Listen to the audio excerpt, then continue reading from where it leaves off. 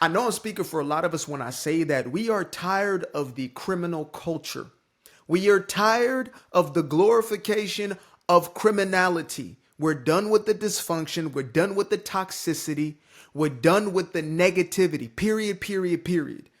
We're not going to stand for it anymore. We're not going to vouch for it. We're not going to coddle it. You know, it's okay. They had a hard life. They've been through it. I don't give a damn what you've been through. If you are a criminal, that is based upon your own lack of integrity and morality. I have seen folks who are destitute, poorer than poor. You understand me?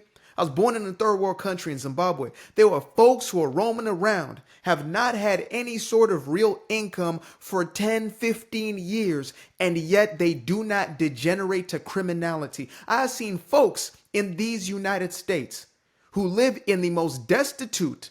You know, you got the hillbilly bumpkins out here, but yet you feel safer here than you would in a city in the middle of the Bay Area where I spent 18 years. How does that make sense?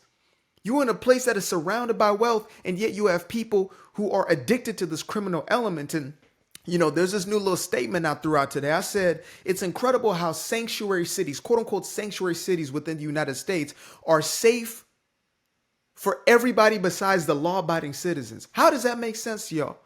Sanctuary cities are safe for everybody besides the law-abiding citizens. They're safe for the illegal immigrant who's willing to commit crime. They're safe for the person who is a resident or who is a citizen who is committing crime. That's who it's safe for. You get a slap on the wrist, you know, a pat on the behind, and you get to roam the streets and go burn people. That's what you get to do. And I don't mean that as in a figure of speech. I mean that literally. Right? What happened in New York?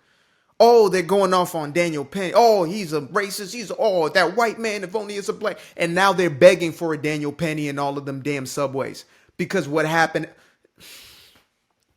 Y'all got me going already. I got my damn self going. I'm putting on y'all. We are tired. We are tired. We are tired. The criminality has to be held accountable. The criminals have to be held accountable. The entire concept of decriminalizing crime has to be put under a microscope. And we have to look at the reality that there are individuals who are benefiting off of the system. There are mayors, there are governors who are benefiting off of crime being rampant. For example, California. I grew up in Cali, 18 years in California thus far. In the Bay Area more specifically. So I got to see the fine work of a guy like Gavin Newsom, who made promises to clean up the streets only for the streets to get worse, who had $23 billion of taxpayer money, not just Cali, by the way. Federal money came in as well to help with the homelessness problem that was not an issue around 2014-15. All of a sudden, he comes in 2016 as a mayor of San Francisco, I believe. And then after 2018 as a governor, all of a sudden we have the highest homelessness, $23 million or $23 billion with a capital B. And we have more of the same problem that you're supposed to be fixing. We have more criminality than we've ever had. How does that make sense? Yes, there were poor people. There were already those who were poor, who were under the threshold of quote unquote poverty in American standards. But it didn't mean that crime was rampant. But then all of a sudden you drop the restrictions on what makes for a criminal. You give a slap on the wrist for individuals who take less than $1,000 worth of merchandise. So people run around rampant. They're wiping stores out. You got mom and pop places who need every single dime to stay open. And they're having $200,000 worth of merchandise stolen. And they have to write into their financials to make sure that they make up for the criminality. That's how far gone we are. And we do all of this in the name of social justice.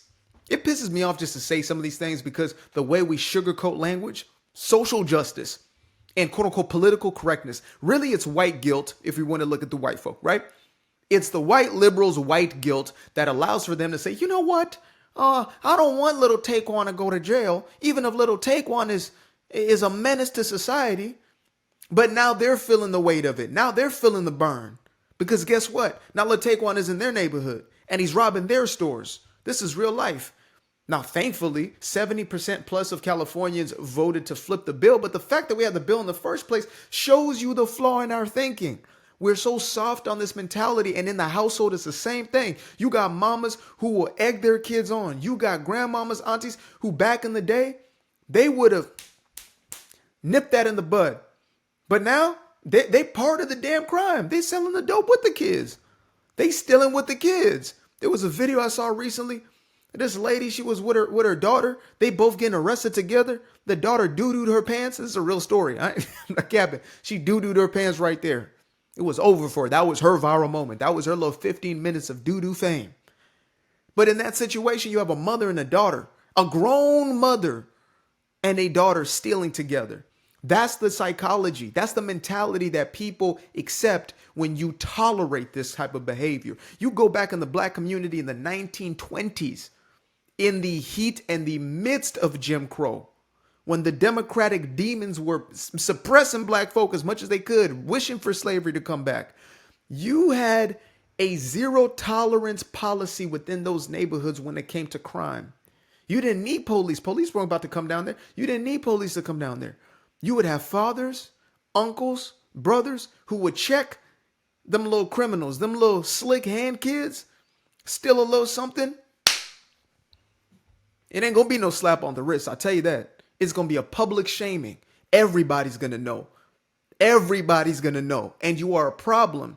Whereas now you have the law-abiding citizens afraid to even say anything. Quote unquote, no snitching policy, no snitching. Man, to hell with that. Snitch, snitch, snitch. Tell. Somebody said in the comments of one of my last videos, they said it's only snitching if you are part of the crime. If you're not a part of the crime or you're not a criminal, then how can it be snitching? That's bringing justice to a situation. We are tired of the criminality because it makes it so much harder for individuals who look like you and I. It makes it so much more difficult for no damn reason. Oh, profiling. We profile. Let's be real right now, folks. Let's be real. You and I profile as much as any white folks. We look to see who is this who's this some of my Bernie Mac, yo, some of my who is this? Okay, they got this on, they got that. Okay, wait a minute. I see the look on them. I see, oh, that looks a little suspect. Let me go the other way. Wait a minute. That looks a little off. Let me go. We do it as much as anybody else because we understand that the poo shiesties of the world are a problem and we want nothing to do with them. And so I am speaking for me, but I know I am speaking for so many more people out there. Black, white, red, all around. We're not going to accept the criminal element. We're not going to. It's going to be zero tolerance. And thank God Almighty for sparing that man DJT right there, sparing his life so he can come and do the job that is necessary. Stepping in with his pit bull known as Tom Homan to get them folks who ain't supposed to be here on the other side of that damn border. They can commit them crimes on the other side, and then we can deal with the ones who from here. Here we go. Bring those back. Bring those shackles back. You know, people trying to tell me, oh, you voted for Trump. Well, you know he's going to bring back slavery. I said, man, you know what? If you're a criminal, to hell with it. Bring it back for them. Bring it back for the criminals. If it's incarceration, yes, please. More of that, please. That's what we voted for. We voted for safer environments, for safer cities, for safer neighborhoods. We're not willing to put up with it anymore. And when you vote blue, you don't know what to do. This is what you get. I've heard that so many times. To say, well, you voted this way, so you get what you vote for. And there's no greater truth than that. You get exactly what you vote for. You vote blue, you won't know what the hell to do. You will find yourself in a situation that has no clear resolution because you're living in anarchy. New York has not just turned into Gotham City, but it has turned into Arkham Asylum because of this ideology or this mentality. And we're so afraid to call it out. We can't keep it accountable. Oh, stop. You need to stop talking about black folk. Look, if you are stealing, if you are committing crimes, heinous crimes, you out here stabbing folk, unaliving folk, I will never stop talking about you. I will never stop calling you out. If that's you, I will never stop. Because if you're not a criminal, you know, if you're not out in these streets causing havoc, if you're not hoeing out here, if you're not doing these things, you living righteously, then this ain't your conversation. This ain't about you. This has to do with the people who are on the side of dysfunction. That's who this is about. And so if that description matches, then so be it. If that really is you, then you got to be dealt with accordingly. And sometimes it's just your own behaviors that you have to face up to, right? You want to be out in these streets and slanging the thing and whatever it is, and you catch something and that's on you. That is a personal decision that you made, and there ain't no white supremacy that forced you into making them stupid decisions. There is not enough white supremacy in the world to stop you or to egg you on to making a decision that you are going to make regardless, because you have no discernment, because you have no morality, you have no integrity, you stand for nothing, you're dishonest, you're a liar, you're a cheat. If that's what you are, that's on you, and you need to correct those issues, my friend. You want to prosper in life, you want to do something different in your life, you got to make different decisions in your life. Simple as that. Oh, but they're stealing because they need it. They hungry. If you're that hungry, food banks are everywhere. Food banks are everywhere. In the United States, food banks are everywhere. If you're really that hungry, go ahead, go to a food bank. There are too many places that you can eat. Nah, it ain't about that. Oh, you need to steal the Louis Vuitton belt because you're hungry. Get the hell out of here. Oh, no, yeah, I need the Hermes bag is actually for, no, you're trying to finesse. You're trying to steal it so you can flex on some damn body in the hood, in your Section 8 housing or whatever it is. You're trying to flex on somebody. You're trying to flex your little damn Louis belt.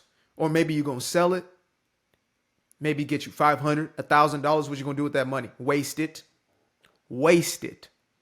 At least the doughboys back in the day, they might tuck away money and then flip it into legal. I'm not an advocate of it, even though I may have my own history. I'm not an advocate of that. But I'm saying at least they had enough sense and enough decency to take that little something and then, make it a little more something and then put it in something, wash it, make it legal, flip right. But y'all hustling backwards. So y'all are taking the clean money, putting it into dirty money.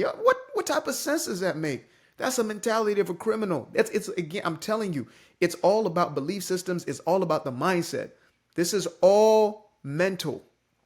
You view yourself in a certain way. And to be honest, most people who live this way in a ratchet life, they don't have any real level of security, like inner security. They don't have a level of self-esteem. They may not believe in themselves. And so they degenerate to the very worst behaviors. They associate themselves with the very worst of kin, very worst of peoples. And that's all they can relate to. They can't relate to success. They can't relate to thriving. They can't relate to being healthy.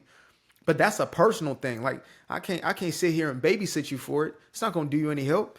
I'm here to be for the one who are looking to do right, not the ones who are trying to pull everybody else into their madness. Absolutely not. We are tired. We're done. We're over it, and we're calling it out. Period. All 2025, I'm going to be on their necks. I used to be afraid of the dark, place unknown like a heart in their heart. I used to see my life in the bar. Now the kids unchained, every shackle is lost. 2 steps in the moonlight, 2 step in the daytime. You just know when it feel right. You got a feeling the time's not. See you through those shades that I just threw on. Through my lenses, you just can't do no wrong.